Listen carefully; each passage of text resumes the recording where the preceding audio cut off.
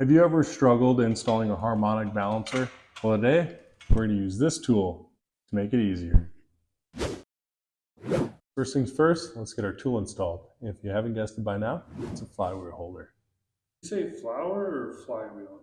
Flywheel. And one of the biggest challenges when installing your harmonic balancer is keeping the engine from spinning while trying to torque it to 240 foot-pounds. This little tool is going to help us do that. Before we install our harmonic balancer, we need to install our front seal. When installing your front seal, you can apply a little bit of oil, as I'm doing here, but do not lubricate the inside of the seal. Next, using the alignment tool that we use to center our front cover, we'll use it to help install our front seal.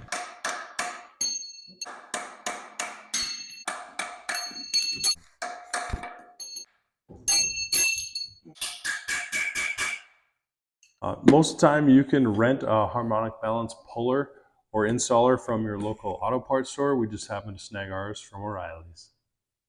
Now be sure to get the right one because there is a difference between the LS one and your small block Chevy. This kit comes with a number of different ones for GM, Dodge, Jeep, Ford, more so for newer engines. The other one we got is probably more so for some of the older engines.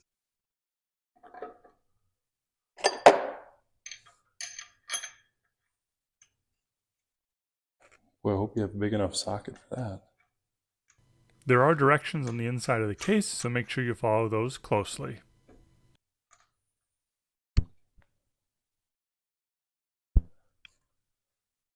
Ideally, you got a nice big oversized socket, deep well socket to throw on this. We don't, so we're going to see if we can get away with a large crescent wrench until we can put the other bolt in, the old bolt, finish driving all the way down. From there, take that old bolt out, make sure it's as deep as it needs to be, and then put in the new one and torque it down.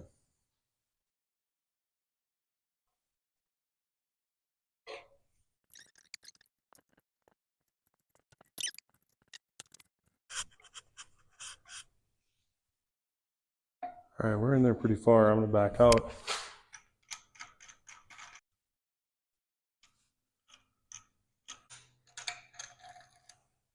Next, we install our old crank bolt, torque it down to 240 foot-pounds before removing it. Ready?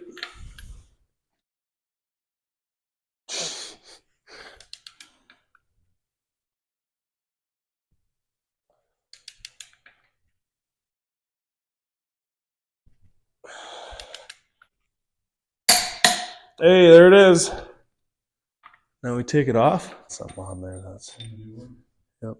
Ensure the crank snout is recessed no more than 175 thousandths. But it looks like 120. So we're good.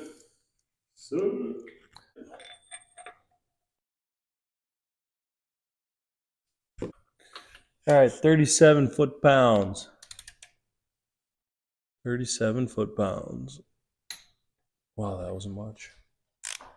All right, we got it torqued to 37 foot-pounds. Our next step is to turn the bolt 140 degrees. From the angle of our breaker bar to this spot right here is about 140 degrees. That's what we're going to use, but I would totally recommend using the attachment that measures it directly from your breaker bar. You can find a link to that in the description below. All right, here goes nothing.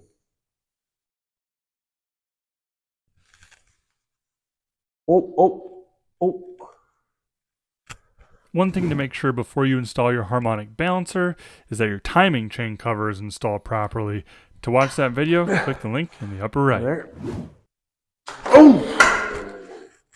I can't get enough leverage. All right, well, I got an idea. Mark where it is. Calculate the difference. This engine is going in our cab swap project, which is a 48 Dodge grain truck cab getting swapped onto a modern Dodge 3/4 ton. You can check out more of those videos in the upper right. I need to be on the center, buddy. You're on the center. Perfect. She done. Thanks for tuning in to this week's episode of The Roy Garage. Don't forget, if you've made it this far, to click that subscribe button, turn on likes and notifications so you don't miss our weekly episodes. We'll catch you next week on The Roy Garage.